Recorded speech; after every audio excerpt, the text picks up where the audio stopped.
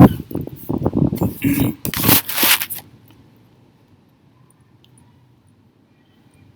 right, before we get started, let's face the east. And let's give all praise, honor, and glory to Yahweh, Bahashim, YAHAWASHI, Bahashim, Rakakadas. Yahweh is the true name of the Almighty Heavenly Father. In Hebrew, YAHAWASHI is the true name of our Lord and Savior. The Rakakadas is the Holy Spirit, all in Hebrew. Double honors to the elders and apostles, a great millstone for teaching us His truth. Honors to the brothers who's pushing His truth, risking their life and freedom to do so. Also, honors to the hopeful elect, the 1/3 of our people who's returning back to Yahawashi during these final moments in America, so that He will have mercy on us in His time of judgment. Shalom. And when I've been going live, I've been doing quite a few sit-down screen recordings. Today, I was really just in the mood to stand up and read amongst the people. Same setup, got the illustrations out.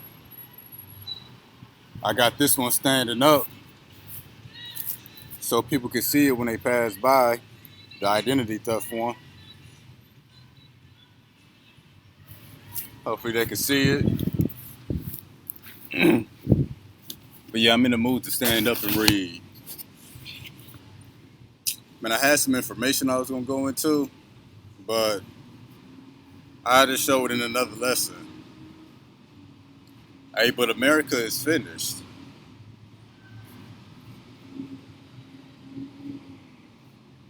Yeah, America is finished. And we got to keep proclaiming it so the Lord can act on it. We got to speak it until it happens. Now,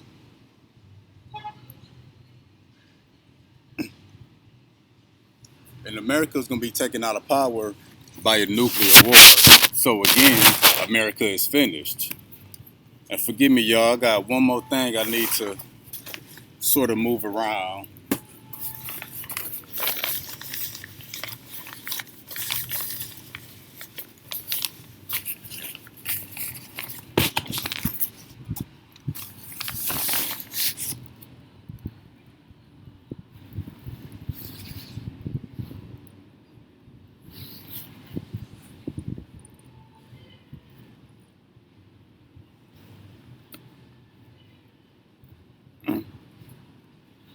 Yeah, America is finished. This place is going to be taken out of power by a nuclear war. We see what's going on. I mentioned it yesterday. My teacher, Yahawah MACABBEES, did a lesson on it. But the Panama Canal down there in Central America is completely blocked off. You got Russia, Chinese, Venezuelan, Brazilian, and Iranian troops all in South America. What you think they doing? They're conducting war drills right across the street from America. So any given moment, they could surround this place. Not to mention, America is always surrounded by the Russian Navy. They got the most powerful, most quiet, most stealthiest submarines in the world. And Russia be playing games with America. What they did, they sent their Marines to the East Coast, or they sent their submarines to the East Coast to see how close they could get to America before America's radars would pick it up. And as soon as America's radars picked it up, the submarines took off. But they got dangerously close to this place. Not only that, I think they said their submarine fleet got somewhere between a few hundred to 500 nukes armed and ready to be fired off at any moment. Now, my mom sent me this information, which was surprising to me, which I may go to it on a separate lesson so that people can see the numbers on the screen while I read it. But the point is, the United States does not have the biggest armed forces. China is number one at over 2 million active duty military members. India is number two at almost 1.5 million active military members. America is at about 1.4 million. But I'm gonna go to a separate lesson on this. Now, if you consider if you consider what's this? I think this is the reserves. Vietnam has the largest reserves force in the world at almost 5.5 million. So you know Vietnam is a small country compared to America. Dang, it's getting windy. Vietnam is a small country compared to America, and their reserves is over 3 times higher than the whole active military of the United States. Vietnam's reserves is bigger than the active military and the reserves of North America. South Korea got 3.7 million members on a reserve. Russia got 3 million. India got 2.6 million. The U.S. only got 2.2 million. So if you take the U.S., they reserve and they active military, they only got 3.6 million people in the armed forces. Vietnam got more than that on their reserves. South Korea got more than that on their reserves. And then, so you know, America's through. America's through.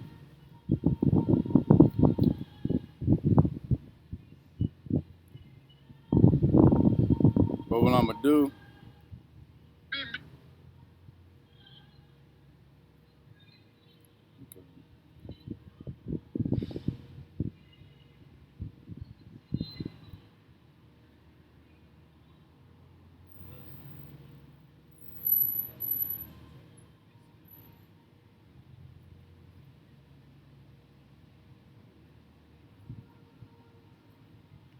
so supposedly NATO forces just arrived in Ukraine, so Russia gonna have to respond. And not only that, China is threatening the U.S. that if they play with fire, they're gonna get burned. And they threaten to shoot down Nancy Pelosi's airplane if it comes to China. Because China said that they see U.S. aircraft, they're gonna take it as a threat and respond as if it's a threat by shooting down the plane. So we'll see how that plays out. I believe she's flying out today, if she's not already there. But she's supposed to be going to Taiwan, Japan, I think one of the Koreas. And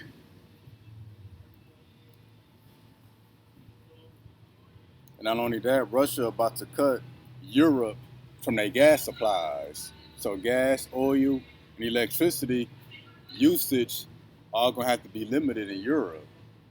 Eventually, their economy is gonna start to fall, and they're gonna have to break. They're gonna have to side with Russia, and that's how the Lord gonna make this stuff play out.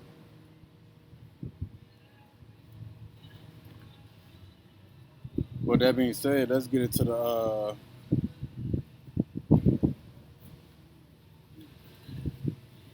I guess windy as heck.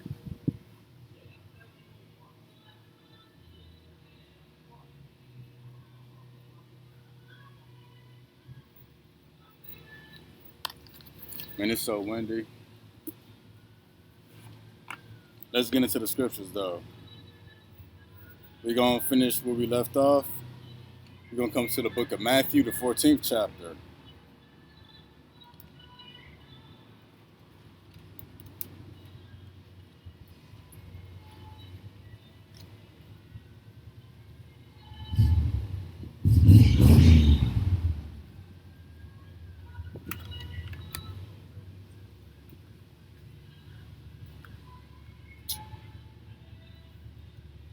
Now we're gonna start at Matthew chapter 14.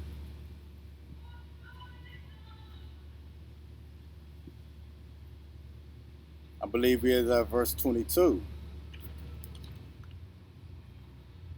And straightway Yahawashai constrained his disciples to get into a ship and to go before him onto the other side while he sent the multitude away.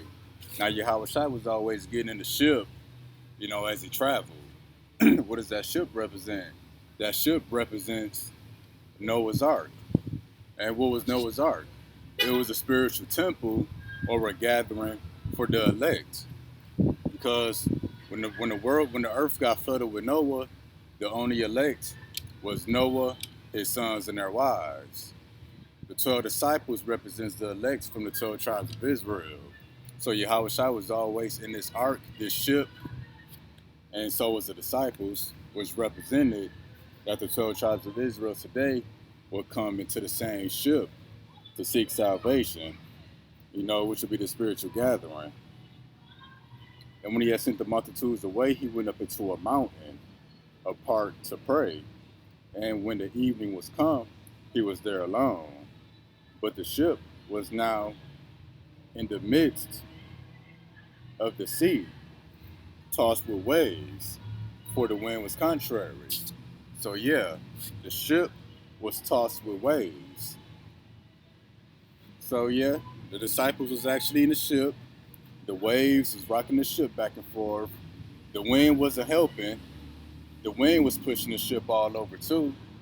But in the spirit, that represents the time of Jacob's trouble. So I'm going to read this again. Then we're going to jump a few places. But the ship was now in the midst of the sea, tossed with waves, for the wind was contrary. Now, this actually happened. The ship was in the sea, tossed with waves and the wind. But when we come to Revelation 17:5, it tells you that the seas, that the waters are the people. I'm going to bring that out real quick. Revelation 17:5.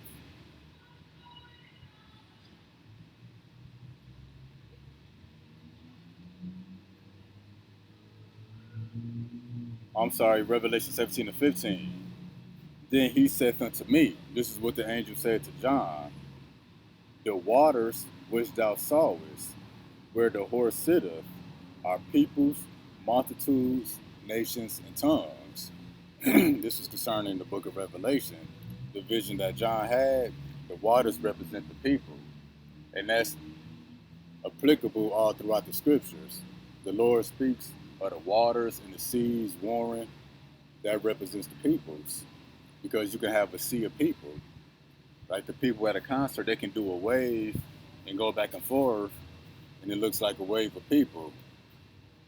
So I'm going to read this again. And he saith unto me, the waters which thou sawest, where the horse sitteth, are the peoples, multitudes, nations, and tongues. So again, the waters are the peoples, multitudes, nations, and tongues. Now, I'm going to read Matthew 14:24 again. But the ship was now in the midst of the sea, tossed with waves, for the wind was contrary. We know the ship is a spiritual gathering, which represents the elect, and we know the seas are the people. And the sea would be the nations of the earth. The seas and the waters doesn't represent the elect. Now I'm going to go to that in Revelation 12.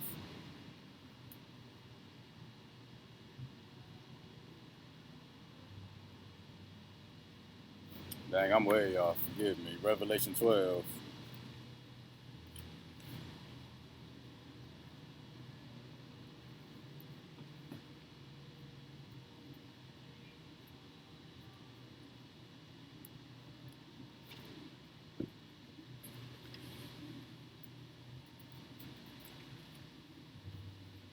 Revelation 12 and 12. Therefore rejoice, ye heavens, and ye that dwell in them. So the ship, that spiritual gathering, it represents the heavens and those that dwell in the heavens. And that would be the 1/3, the hope, the true elect. Because Yahawashi said the kingdom of heaven is in you, and that's concerning the elect. So again, rejoice ye heavens, and ye that dwell in them. That would be the people in the ship. Woe to the inhabitants of the earth. The inhabitants of the earth will be everybody that's outside of the elect, everybody that's outside of the spiritual gathering. Because we dwell in the ship, in the temple, everybody else is outside the temple, meaning they outside, meaning they're inhabitants of the earth. That's why, going back to Genesis, it said Jacob was a plain man dwelling in his tents. That represents that spiritual gathering, that spiritual temple. While Jacob was a man dwelling in the field. If you in the field, you outside of the tent. So if you in the earth, you outside of the temple. You're not part of the elect. So I'm gonna read this again and continue. Therefore rejoice, ye heavens, and ye that dwell in them, concerning the ship, the spiritual gathering, the elect. Woe to the inhabitants of the earth, everybody that's outside of the temple. Concerning the nation of Israel. So woe to the inhabitants of the earth and of the sea. Woe to the inhabitants of the earth and of the sea. Now again, remember the sea is the people, because Revelation 17:15, the waters which thou sawest are the peoples, multitudes, nations, and tongues. It's concerning all people. It's not talking about the fishes and the turtles. Scriptures ain't got nothing to do with them. This is concerning the people, the inhabitants of the earth, the nation of Israel, which will be the 2/3, who's not part of this spiritual temple, this spiritual gathering, and the inhabitants of the sea, which will be all peoples, nations, tongues, and languages.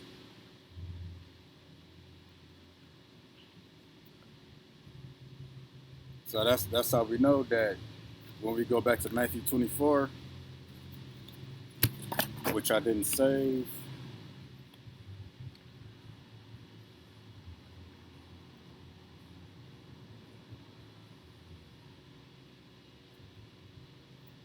So that's now when we go back to Matthew 14:24. But the ship was now in the midst of the sea, tossed with waves. These waves would be the other nations of people. And we now know that the waters represents the peoples, the multitudes, and the different tongues. And that the Lord said, rejoice, ye heavens. That would be the elect in that ship, in that ark, to receive salvation. The inhabitants of the earth and of the sea represents all the other people that's not part of that ark. Like in the time of Noah, the inhabitants of the sea was the people that got caught up in the flood. So when we see that the ship was now in the midst of the sea, tossed with waves, meaning the elect, the people that's part of this spiritual gathering, they're gonna sort of have they're gonna have a rocky road. It's gonna get tough for us. All these different nations of people gonna be coming up against us. And that's outlined in Matthew the 24th chapter, which I'm gonna jump to now. So I'm gonna read that again. Then I'm gonna read this in Matthew 24. I'm gonna get down because it got windy real quick. And while I'm turning to this page, I just want to mention that we got the squirrels over here taking a nap.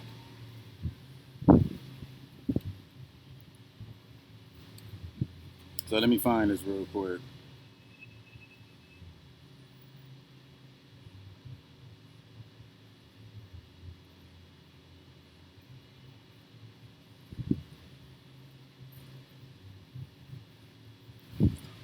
All right, so Matthew 24. But the ship was now in the midst of the sea, tossed with waves, and the wind was contrary.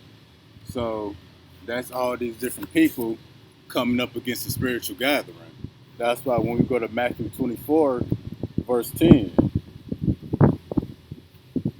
Matthew 24, verse 9, then shall they deliver you up to be afflicted, and shall kill you, and you shall be hated for all nations of my name's sake. So the ship being tossed with the waves, that's the other nations of people. The people being the waters and the multitudes, that's them hating us and trying to deliver us up to be afflicted and to be killed. because you're going to be hated of all nations for the namesake of YAHAWASHI, meaning the waters, the people, the multitudes, the kindreds, they're going to all hate us for the sake of YAHAWASHI. So that's what it means when we read that the ship was tossed with the waves. And it says, for the wind was contrary. So the spirits in these people going to cause the peoples, which represents the waters, to sort of wave up against us and to hate us, to be hated for all the different nations for the namesake of YAHAWASHI. But sometimes the wind can be, compared to the spirit. I think that's the book of Ezekiel, dealing with the valley of the dry bones, that the Lord got to blow his breath into the bones so that they may live. It represents the spirit. So just like the Lord can blow his spirit, his Holy Spirit, to revive us in the spirit, he can blow his breath, the wind, the spirit, to cause the others to come up against us. I know that took a little minute to explain that little point, but we're going to read it again. The ship was now in the midst of the sea. The elect, we're going to be out amongst the people during Jacob's trouble. We're not going to have no physical protection, but we're going to have a spiritual protection. And that's that spiritual gathering. We're in a spiritual temple, or a spiritual ship, a spiritual ark. But the ship was now in the midst of the sea, tossed with waves. Matthew 24:9. Then shall they deliver you up to be afflicted, and shall kill you, and you should be hated of all nations for my name's sake. And who was Yahushua talking to? He's talking to the disciples. Disciples were the same people on this ship. So Jacob's trouble, this spiritual ark, this spiritual gathering concerning the elect, we're going to have a bumpy road dealing with Esau and his military, dealing with the other nations of people coming up against us, trying to turn us in to be tortured and killed. The spirits of these different people are trying to get rid of us. We're going to have all nations and the 2/3 of our own people turn on us. And in the fourth watch of the night, Yahawashi went unto them, walking on the sea. And when the disciples saw him walking on the sea, they were troubled, saying, "It is a spirit." And they cried out with fear. Now even that little event represents something. Yahawashi walking on the sea, that represents him coming down in his chariots, what the world calls UFOs, flying over the people. And I'm going to show that in the book of Habakkuk.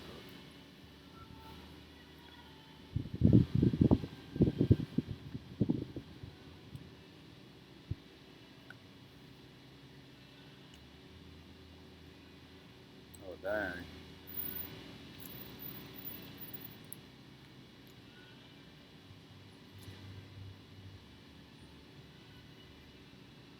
No.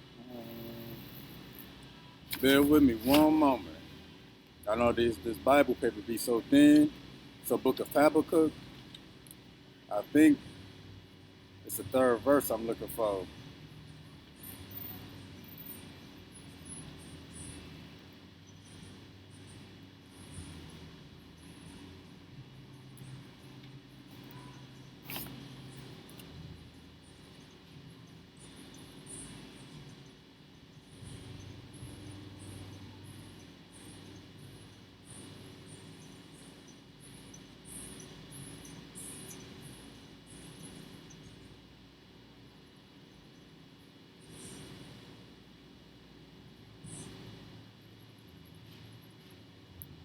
All right.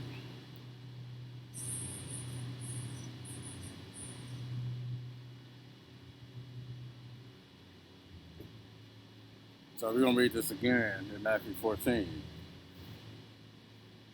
And in the fourth watch of the night, Yahawashi went unto them, walking on the sea.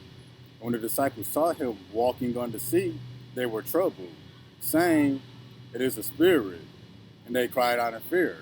Now that actually happened. Yahawashi was actually walking on the sea. And now it's foreshadowing how the Lord will come down and what the world calls UFOs and fly over the sea of the people in the midst of our trouble. Because when Yahawashi came walking on the sea, when they was on the ship, they was in the midst of trouble. Because remember, the waves and the wind was working against them, threatening to knock the ship over. But when we come to Habakkuk 3 and 15, thou did walk through the sea with thine horses. Again, thou did walk through the sea with thine horses, through the heap of great waters. Meaning Yahawashi gonna come flying overhead, walking over us in his chariots, through the sea and through the great waters. That would be the governments, the kings of the earth. And when I heard, my belly trembled, my lips quivered at the voice, rottenness entered into my bones, and I trembled in myself, that I might rest in the day of trouble. That's the day of the Lord's return. When he cometh unto the people, he will invade them with his troops. So yeah, that's concerning the return of the Lord. The Lord is going to come down and with his horses, he's going to walk through the sea and through the great waters. So again, thou did walk through the sea with thine horses. So this is not concerning physical horses here on the earth.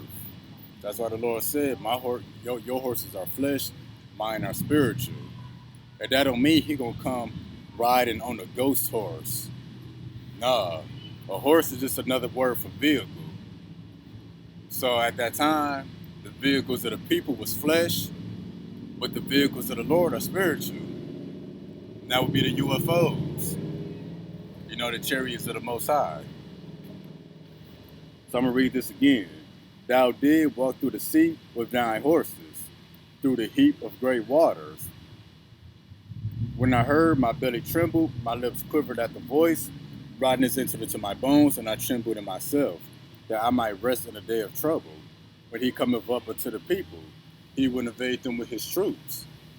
Now on the ship, the disciples, and that was that day of trouble. And the storm was going to knock the ship over and kill them all. But when they saw Yahawashi, they rested. And let's see what Yahawashi said to them. And when the disciples saw, but straightway Yahawashi spake unto them, saying, be of good cheer, it is I, be not afraid. And Peter answered him and said, Lord, if it be thou, bid me come unto thee on the water. That represents the elect getting on the chariots.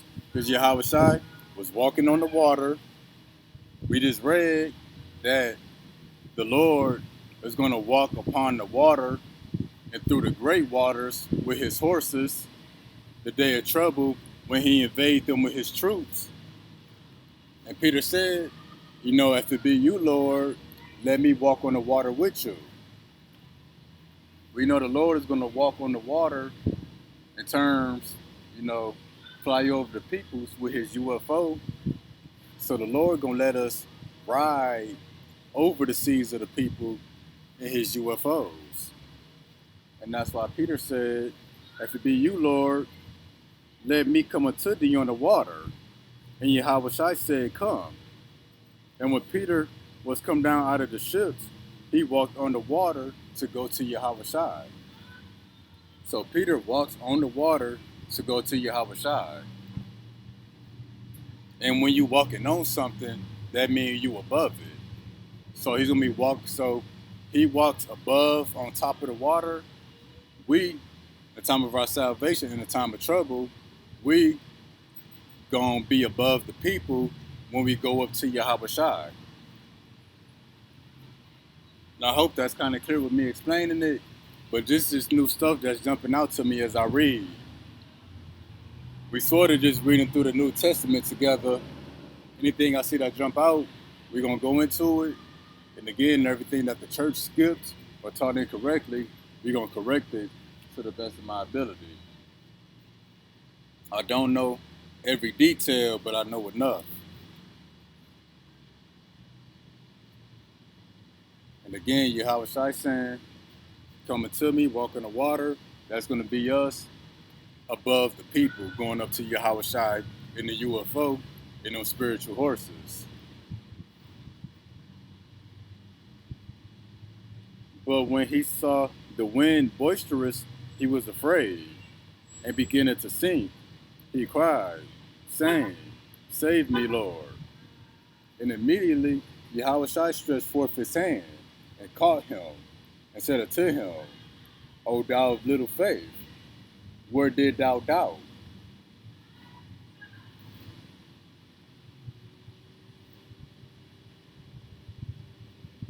And again, that represents salvation again. When the nuclear destruction coming, the destroying wind, the lake of fire, what did the Lord do? Yahawashi stretched forth his hand and lifted them up. Yahawashi gonna stretch forth his hand and lift us up into the so-called UFOs. You know, the chariots of the Most High. So again, just like Yahawashi stretched forth his hand to pull Peter out the water, Yahawashi gonna stretch forth his hand, not his physical hand, but gonna send the UFOs to pick us up, so that we don't perish in the lake of fire, which represents the water that Peter was sinking in.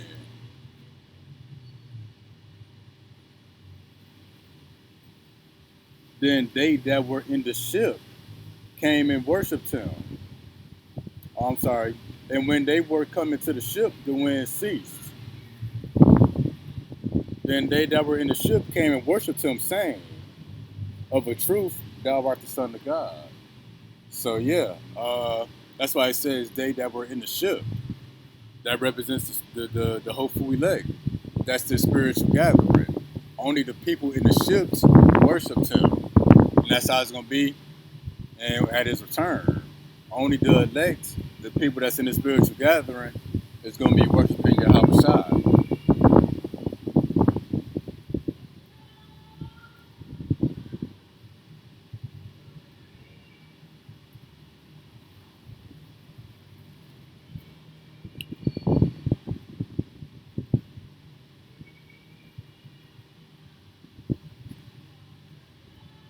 So I'm going to go to this next part.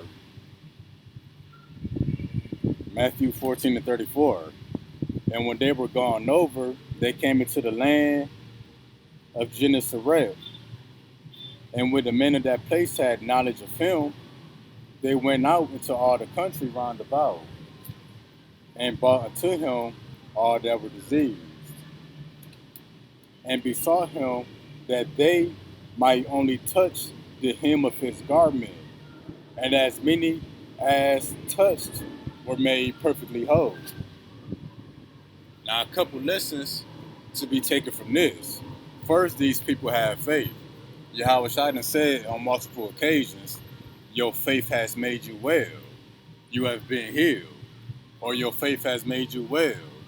You have been forgiven. So these people believed that they could just touch a piece of his garment, they would be healed. And they was. And that was, through the power of the spirit of Yahawashi.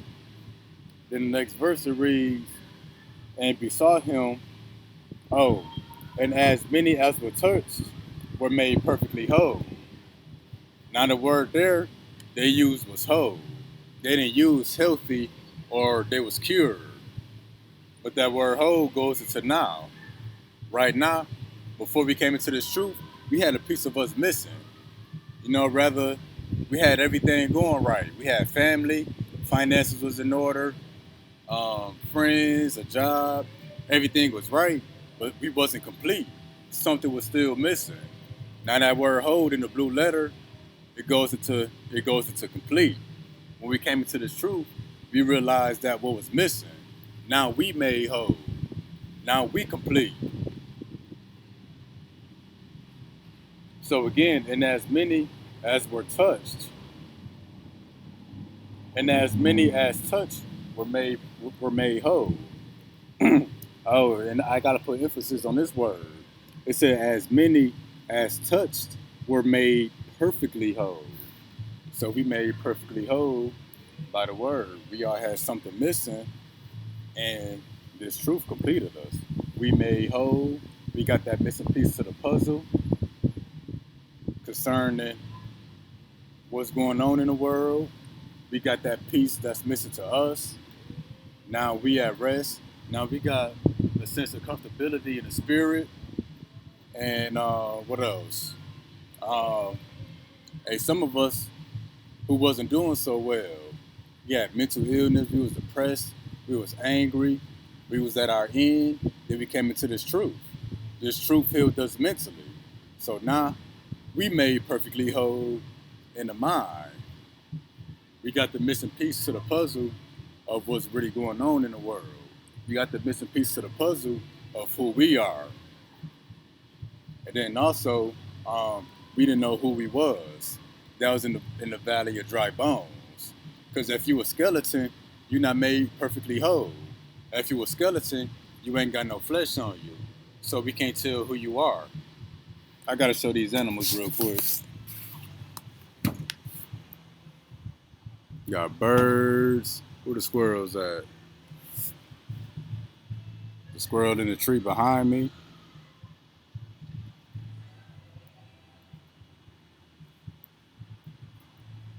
But we're gonna keep going.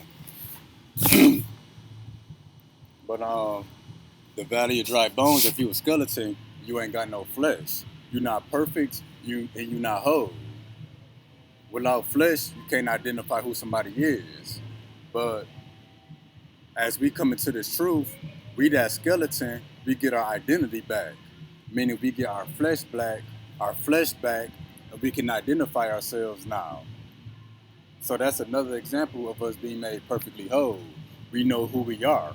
We got our identity back. So again, and as many as touched were made perfectly whole. That's whole in the spirit. We got the missing piece to what our spirit's been missing. That's mentally. Now we can make sense of the world.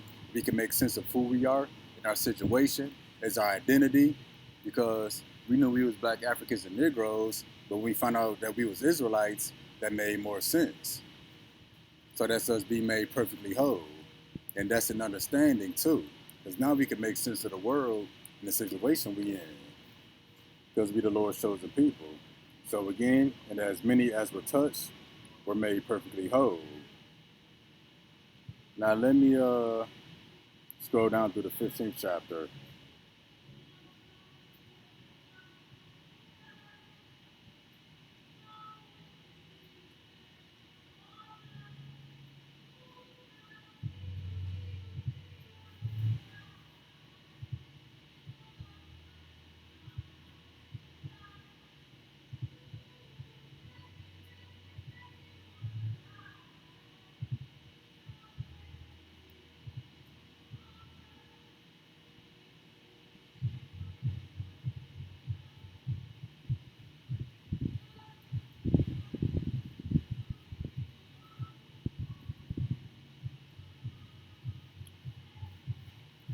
All right, so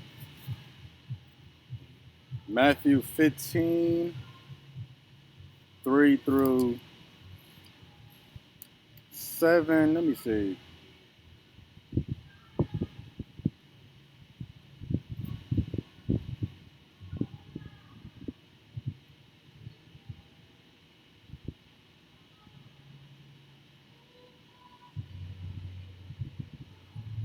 I don't got the best understanding on that. I have to do some in-depth, or if I can see if I can find one of the elders breaking it down. But we're going to jump down to Matthew 15, verse 8, verse 7. This is Yahawashi talking. Ye hypocrites, well did Isaiah prophesy of you. And that's Yahawashi mentioning Isaiah. Isaiah is mentioned through all the New Testament. Isaiah was one of the biggest prophets of the Old Testament. So again, ye hypocrites, well did Isaiah prophesy of you, saying, this people draweth nigh unto me with their mouth, and honoreth me with their lips, but their heart is far from me. So again, the people draw near to Yahawashi with their mouth. They praise and honor Yahawashi with their lips. They acknowledge him, but their heart is far from Yahawashi. Now that would be all the false teachers and sellouts that's incorrectly breaking down the scriptures on purpose to our people. But this also concerns not the 2/3, but this concerns the people who appear to be believers but they're actually a 2/3. They are they are they a 2/3 in disguise. They a 2/3 that's acting like they are 1/3. They the 2/3 that's acting like they a believer. They like the lessons. They like the teachings, but deep down inside, they not true believers. And I went into this a couple times yesterday in my lessons, but that's why we're gonna see the Lord making that distinction. The Lord gonna start exposing these fake believers. Uh, Hola.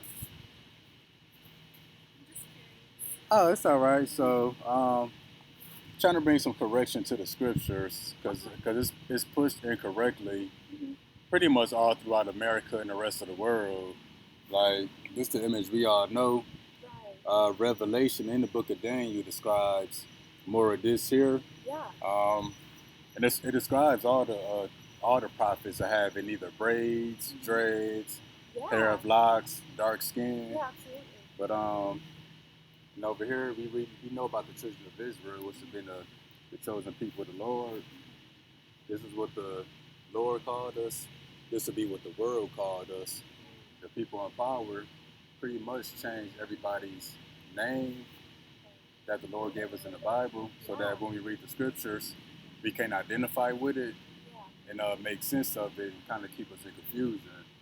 And pretty much the children of Israel will be everybody that's on the bottom of society today. And we on the bottom of society for disobeying the Lord. Because when the Lord brought us out of Egypt, he said, you obey my commandments, I make you above all people. But if you disobey my commandments, I'm going to put these curses on you. And pretty much all the oppression we get, that's us living out the curses from the Lord. Like one of the curses here in Deuteronomy 28, it reads, let me see, 41. Thou shalt beget sons and daughters, but thou shalt not enjoy them, for they shall go into captivity. So pretty much the Lord's curses centered around captivity and oppression, which that word oppression is all throughout the Bible, which you never hear in the church. And the word oppression best suits us, the people on the side. But also, the Lord is going to come back to destroy America for the deceit and the destruction that America pushed throughout all the world, and for how they treated the Lord's chosen people. I'm gonna read one verse. I'm not gonna keep you. Okay. Because like a lot of churches, they talk, but they don't back it up with the scriptures. Right. And that's sort of what I'm out here to do. Yeah.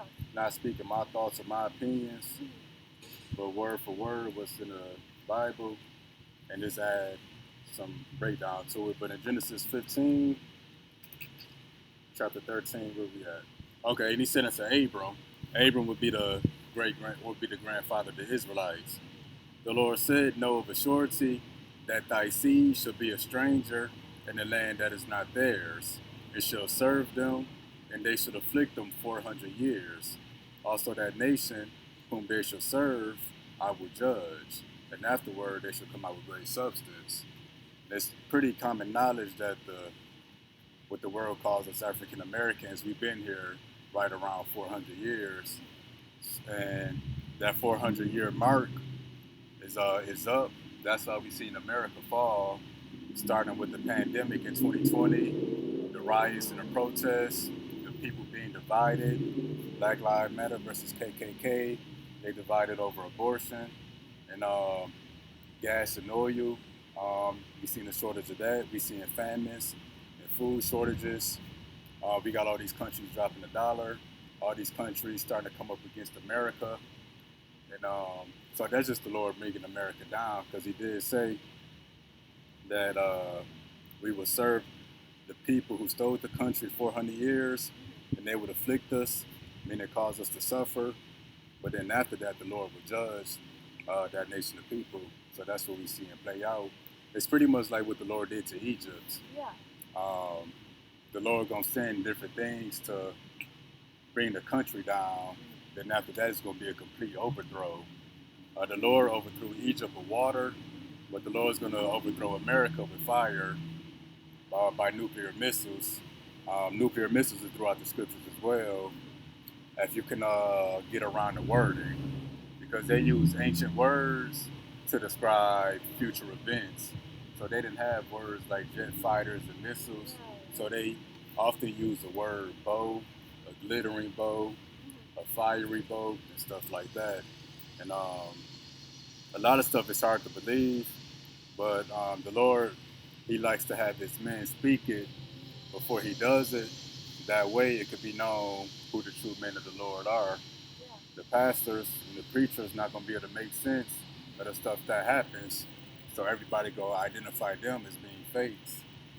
And and there's people throughout America who got the same teachings. I'm just one of them. Yeah. Sorry if that was a little that's bit. Super cool. I think Yeah. it's super important to like explain that Jesus looked more like this. Oh yeah, definitely. For sure. Because we all see when He comes back. We'll see, and that way that's gonna be that's gonna show us who was right. Yeah. But you know, people could think I'm wrong, but we'll see. Yeah. Time will tell. Have a good day. All right, thank you too.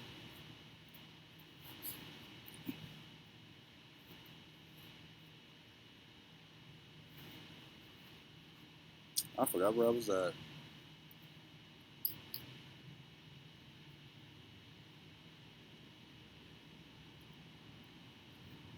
And just throw it out there. In Ezekiel 35, the Lord told us to prophesy against Mount Seir. So we got to speak against America. Then we know the people who's in charge of America, you know, the so-called Edomites. We got to speak the destruction of this place by nuclear missiles. We got to speak the downfall of it by what we see going on and what's that's going to turn into.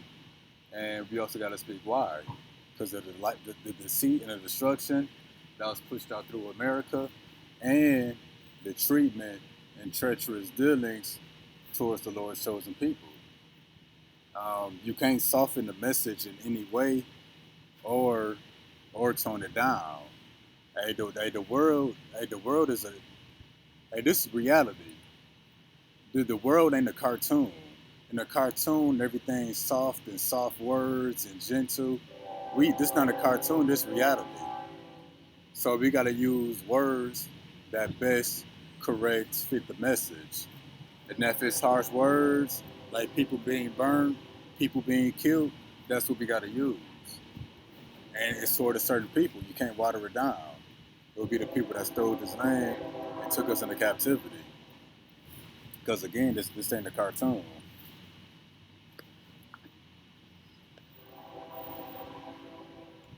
Mysteries of the Kingdom said it.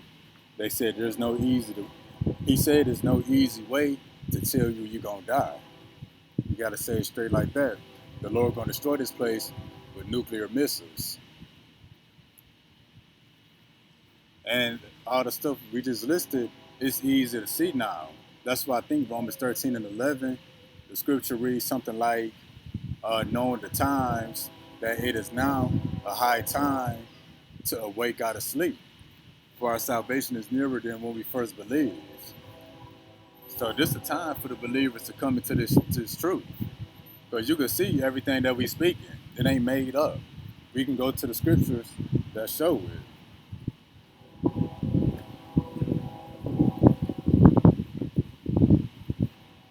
Oh, that's what I was at. So Matthew 15 and 7. Ye hypocrites, well did Isaiah prophesy of you, saying, the people draweth nigh unto me with their mouth, and honoreth me with their lips, but their heart is far from me.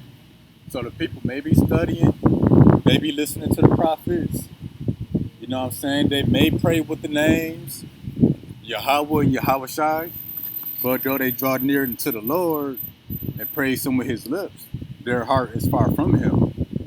They may be offended in this message for some reason. They may be offended as prophecy unfolds. We're pretty much saying not all people is built like us. And that's what that is concerning. That's not concerning the two-thirds, because the two-thirds don't acknowledge the Lord. They don't praise and worship the Lord. But this is me talking about the two-thirds who's trying to act like they're true believers. Like I say, they say they like the ministry, the teachings, they want to do better. That's them drawing nigh unto the Lord and honoring him with the lips by the words they speak. But their heart is far from the Lord. They say all this good stuff, but they don't want to do better. They don't want to change. They don't want to truly serve YAHAWASHI, YAHAWASHI. They don't want to, completely give their life over to the Lord. So that, again, that would be our people, who plan as true, who plan to be believers, but they really don't believe. And it's all right if you don't believe. Like, don't fake it. If you're not a believer, stop studying, stop reading, stop watching our videos. If you don't like any part of the message, any part of the ministry, you don't like that everybody can be saved, you can't accept the fact that most of your family and friends going to be cut off in destruction, just stop it. Because y'all holding us back. We coming for the true believers only. And the true believers is who we need sealed so that the Lord can get us up out of here. We need the fakes out of here right now. None of the fake believers. So, again, the people who come near to the Lord, honor him with his lips, but their heart is far from the Lord, just drop out the truth, because y'all holding us back. I'm about sick and tired of being in this place. I'm sick and tired of waking up. I'm sick and tired of playing nice at work, working under Esau. Pretty much this whole place, I'm sick and tired of it. We got to get out of here. So the true believers, the hopeful elect, I need y'all to wake up. And the not true believers, just leave this truth alone. Just get out the ministry. Because one way or another, the Lord is going to cause you to come out of the ministry. He's going to cause you to drop out the truth. We need y'all to hurry up and drop out. I got to get the squirrel right here. It's stretched out. Hold on.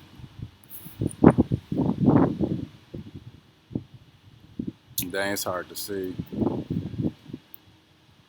Back there by the tree, just stretched out. He's looking too. But that's what that's concerning. So I'm going to read this again. This people draw nigh unto me with their mouth and honor me with their lips, but their heart is far from me. Isaiah said that. That's the Old Testament, proving that the New Testament is built off the Old Testament. Then what else did Isaiah say that's in the book of Romans, the New Testament? Who believed our report? And coming back to this, the people who draw near to the Lord, honor them with the words they say, but their heart is far from the Lord, they don't fully believe the report. They don't believe that America is going to be invaded and destroyed with nuclear missiles. They don't believe that the Edomites, so-called white people, are all going into slavery. That's the important piece I missed out. All nations going into captivity. They don't believe that only the Israelites will be saved. They don't believe that 2/3 of our people will be cut down. And that's what Matthew, I just read that not long ago. We're not going to get it, but Matthew, either what was it, 13? Let me look for that real quick. That as prophecy happens, people going to be offended by it. Yup, Matthew 13:21. Yet hath he not root in himself, but doeth for a while. For when tribulation and persecution ariseth because of the word, by and by is he offended. So he himself now all the way rooted and grounded in the truth. He's still rooted and grounded in Christianity and in the belief system of the world. That he may endure in his truth for a little while, but when persecution and tribulation happen, when the pressure start coming down on us in the form of prophecy, the pressures of prophecy gonna break them and make them come out the truth. And that would be the people who who say they believers, they honor YAHAWASHI with their lips, but his heart is far from them. And again, that's why Isaiah said, "Who have believed our report?" That would be the 1/3. We only looking for people who believe the report. We're not out here for entertainment. We're not trying to bring the people good information, a good story. We're trying to bring them the truth to save their lives and our lives, to seal the elect to get out of here. And we're not out here to debate and to reason with people who don't believe it all the way. We should be looking for people who believes the whole report, not believing in parts of the report, but the whole report. We want Negroes, Hispanics, and Native Americans, when they hear this, they believe all of it and desire to hear more. If you don't desire to hear more, you're not part of the elect. We don't want you. If you don't believe all of the report, you're not part of the elect. We don't want you. We're trying to get up out of here. The elect be tired of this place. And the 2/3, you fake believers, y'all gonna be tired of this place too once the blackout happens. Y'all gonna be tired of it once Esau chasing after you with the sword.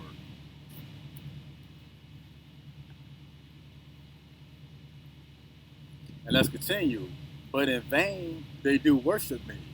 So yeah, you fake believers that's acting like y'all part of the hopeful elect.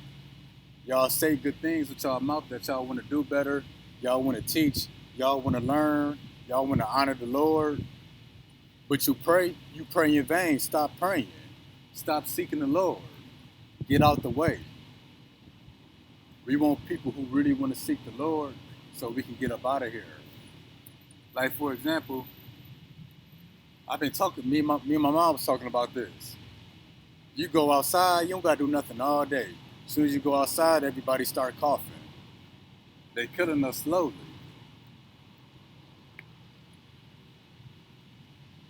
But in vain they do worship me, teaching for doctrines the commandments of men. So you people, y'all like the doctrines of men. Christianity, that's the doctrine of men. Y'all like commandments of men. Go to church on Sunday. Oh, you shouldn't cuss. That's a commandment of men. Cuss words ain't in the Bible. Or y'all using harsh language. Well, y'all need to man up. This is reality. That's what I got the saying, this is a man's world. Men gonna talk like men. If you too soft enough to deal with the talking, get out of here.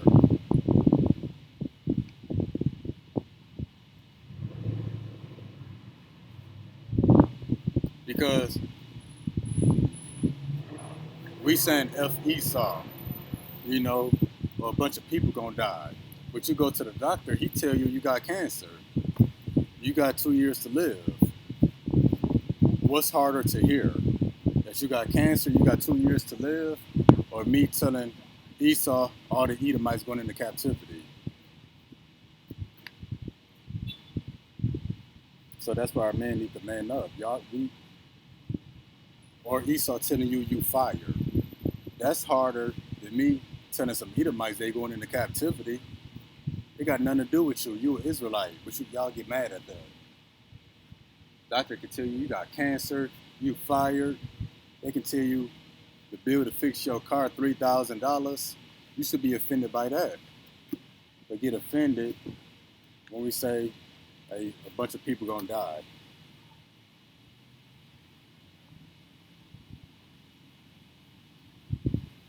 And he called the multitude and said unto them, hear and understand. Not that which goeth into the mouth defileth a man, but that which cometh out the mouth defileth a man. So, and I believe going up a little bit,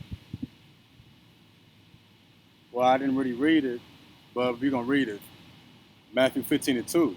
Why do thy disciples transgress the tradition of the elders? For they wash not their hands when they eat bread. You know, disciples are usually out teaching. If they ate something, they outside, they didn't wash their hands. So YAHAWASHI said, it's not what goes into the mouth that defiles a man. It's what comes out of the mouth that defiles a man. Because what you eat it, stomach break it down, it comes out. It's not a part of you. But what you speak, what comes out of your mouth, comes from the inside. So they trying to jam up the disciples, jam up YAHAWASHI. That's some of the evil and wickedness in their heart coming up against the Holy Spirit. So I can eat something off the ground. I'm not defiled. I'm not unclean. But at the disciples in YAHAWASHI right here, I'm trying to jam them up. I'm speaking hateful things. That hate comes from the inside. So, and this going back to the 2/3. And also the fake believers. The people who appear to be believers, but deep down inside, they don't like this message. They're not true believers. You can say good things, but you can say something like, oh, well, why can't everybody be saved? That comes from the inside. That defiles you. That proves you wicked. Wicked don't mean you killing people and drinking blood. Wicked mean you don't agree with the scriptures, or you go against the scriptures, or you do what you want. You follow in the ways of the world. Or you can say, well, I don't think all white people bad. What you just said just defiled you. Because it's not about what you think, about what you believe.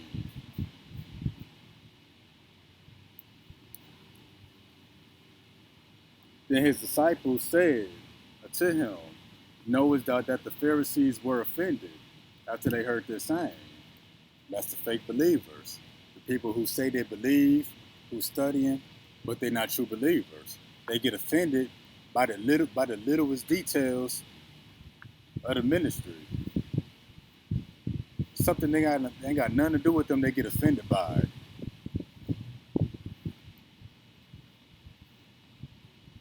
And that's the reason they're not true believers. They get offended by something, now they despise it. I did a lesson last night, what happens if you despise the word. Proverbs 13:13, you're going to be destroyed. Proverbs 8:36, all those who hate me love death. So if you despise the word, any part of it, if you hate any part of it, you good as dead. You just wronging your own soul. Meaning you're going to be cursed forever. That's the 2/3. They're going to be cursed forever.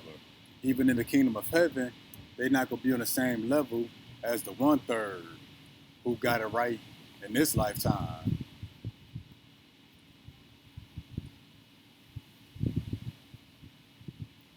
Let's continue. But he answered and said, every plant which my heavenly Father hath not planted shall be rooted up. So if the Lord didn't plant you in this truth, if you're not rooted and grounded in this truth, you're going to be rooted up, meaning you're going to be destroyed.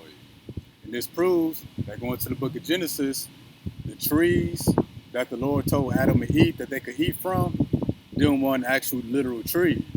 Those represented the peoples. And the trees that he told them not to eat of their fruit, the fruit represents your works, meaning don't learn the ways of these people, don't eat the fruit from that tree. That tree was people. Because what did the Lord just say?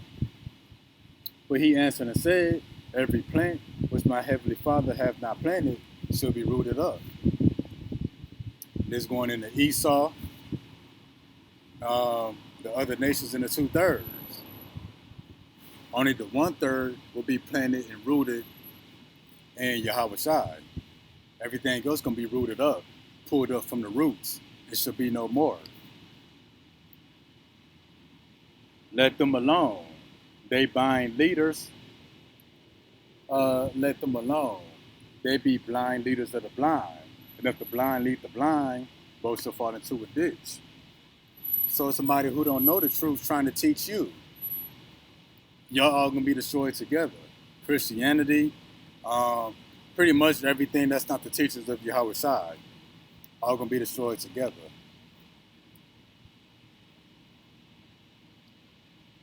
Then answered Peter and said unto him, declare unto us this parable. So Peter was asking YAHAWASHI to clear up something. And he said, are ye also without understanding? And Elder Apostle Tahar said this, that we got more understanding than the prophets of old. We got more understanding than the disciples and Isaiah and John, because they wrote things and prophesied, not really understanding what they was writing. Since we now understand the prophecies and we see it unfold, we can understand the things that they wrote about. We got more understanding than them now, and people got mad about that, because John wrote about the beast, the great horde that set up on the many waters. He talked about the mark of the beast. He talked about the locusts that would devour the people, that would devour the plants. John didn't understand all that, no. We understand it now through the power of the Holy Spirit. So we got more understanding than who YAHAWASHI talking to. That's why he said, are ye also without understanding? And he about to break it down. So we read in the breakdowns that YAHAWASHI broke down himself, and then we seen the other things that he spoke about that wasn't broken down. We seen it in action. That's how we got more understanding.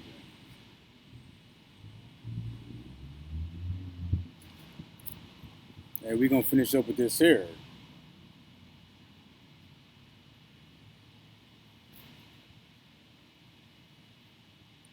Do not ye yet understand that whatsoever entereth at the mouth goeth into the belly, and it is cast out into the draught? So yeah, whatever you put in your mouth, it doesn't defile you. It doesn't defile the temple. It doesn't make you unclean. And it's not talking about pork. It's talking about not washing your hands, or if it's like some dust on your food. It doesn't defile you. This is concerning washing your hands. If you working, spreading the word, you probably ain't got nowhere to wash your hands. So that stuff doesn't defile you, will go in, because it go into the belly, and then it's cast out when you use the bathroom.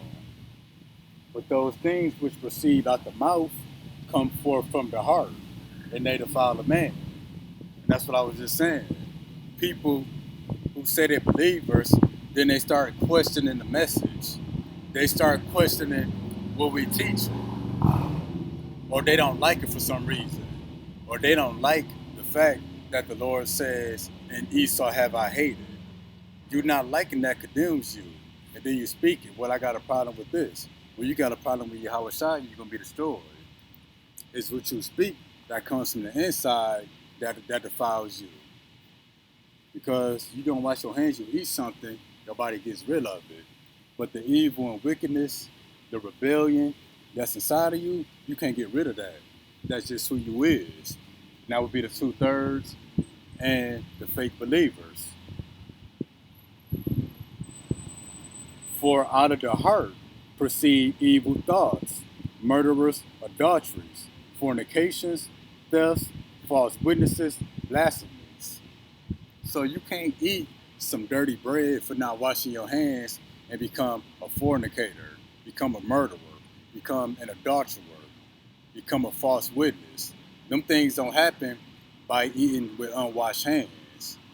Those things happen because those tendencies are already inside of you. And it's those things that's inside of you that makes you an adulterer, a false witness, a murderer, an antichrist. These are the things which defile a man. But to eat with unwashed hands defileth not a man. So that's going into some of the teachings of YAHAWASHI. That was it for this day. We're just going through the lesson, break it down, what it meant back then, and what it means for us now, and how it applies to us being the hopeful elect, how it applies to the 2/3, not being believers, and what that means for us in the time of judgment. And it's the people who defilement comes from within, they're the people who are going to be judged and destroyed. Because being defiled outwardly, we are defiled outwardly. We are dirty. We in the flesh. But being dirty on the inside, that causes you to be wicked and rebellious. But that's it for this lesson here. One second.